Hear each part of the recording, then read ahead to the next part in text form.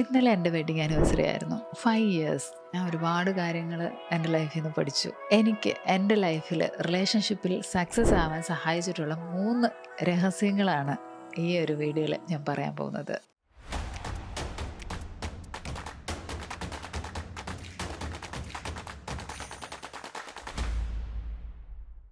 Okay. എൻ്റെ ഹസ്ബൻഡിനെ പറ്റി പറയുകയാണെങ്കിൽ he is very caring person.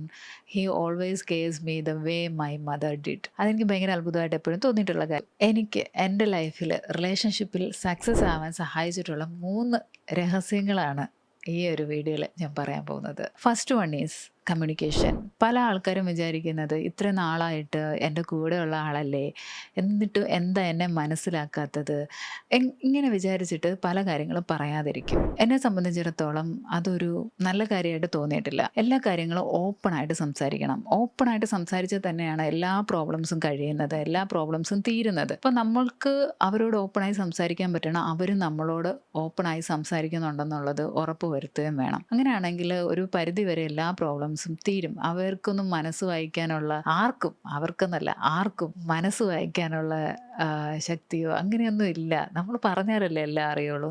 നമ്മളാണെങ്കിലും അങ്ങനെയല്ലേ, അവർ പറഞ്ഞാലല്ലേ അറിയുള്ളൂ. അതുകൊണ്ട് കമ്മ്യൂണിക്കേഷൻ വളരെ ഇമ്പോർട്ടൻ്റ് ആണ്. എൻ്റെ ഭാഗ്യത്തിന് എനിക്ക് കിട്ടിയ എൻ്റെ husband he is my best friend. എനിക്ക് എല്ലാ കാര്യങ്ങളും കമ്മ്യൂണിക്കേറ്റ് ചെയ്യാൻ പറ്റാറുണ്ട്.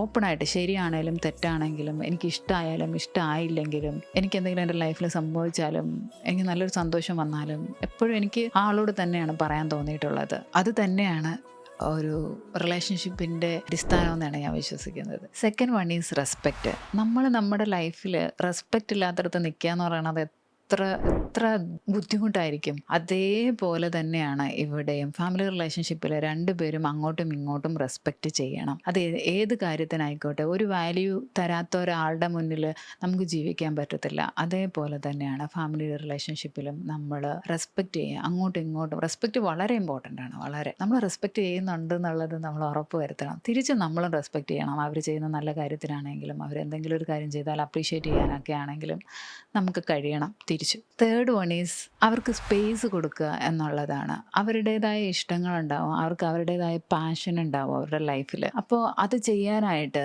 അവരെ എൻകറേജ് ചെയ്യുക. ആ ഒരു ചില ആൾക്കാർക്കൊക്കെ ഒറ്റയ്ക്ക് ഇരിക്കുന്നതൊക്കെ ഇഷ്ടമാണ്. അപ്പോൾ അവരുടെ വഴിക്ക് വിടുക.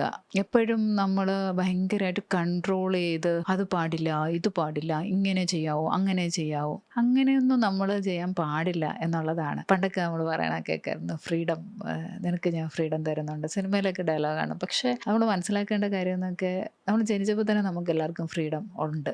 നമ്മൾ മറ്റൊരാൾ കൊടുക്കേണ്ട കാര്യമൊന്നുമില്ല. അത് തന്നെയാണ് എനിക്ക് പറയാനുള്ളത്. മൂന്നാമത്തെ കാര്യം, നമ്മൾ അവരെയും ഓവറായിട്ട് കൺട്രോൾ ചെയ്യാൻ പോകരുത്. നമ്മളെ അവരും ഓവറായിട്ട് കൺട്രോൾ ചെയ്യരുത്. ഒരാൾ സാക്രിഫൈസ് ചെയ്ത് മറ്റൊരാൾ ഡോമിനൻ്റായി നിൽക്കുന്നതല്ല ആക്ച്വലി മാരേജ് ലൈഫ് എന്ന് പറയുന്നത്. അപ്പോൾ ഈ 3 കാര്യങ്ങളാണ് ഞാൻ എൻ്റെ ലൈഫിൽ പാലിക്കുന്നത്. ഇതുപോലുള്ള യൂസ്ഫുൾ വീഡിയോസിനും ടിപ്സിനുമായിട്ട് ചാനൽ സബ്സ്ക്രൈബ് ചെയ്യുക. നിങ്ങളുടെ റിലേഷൻഷിപ്പ് സ്ട്രെങ്തൻ ചെയ്യാനായിട്ട് നിങ്ങൾ ഇതിലേതാണ് യൂസ് ചെയ്യാറുള്ളത്?